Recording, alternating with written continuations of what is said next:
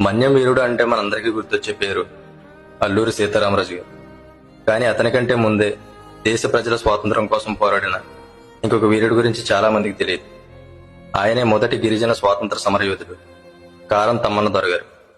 1839, 1848 సంవత్సరాల మధ్యకాలంలో మొదటి రంప తిరుగుబాటుకి నాయకత్వం వహించారు.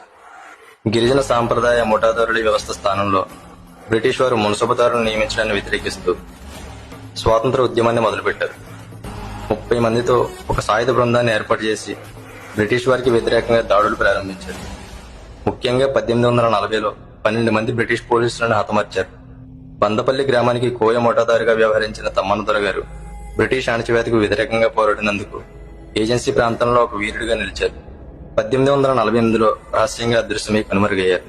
ఇలానే దేశ స్వాతంత్రం కోసం ప్రాణాలు అర్పించిన వాళ్ళు, చరిత్రలో కనుమరుగైన వాళ్ళు ఎంతో మంది.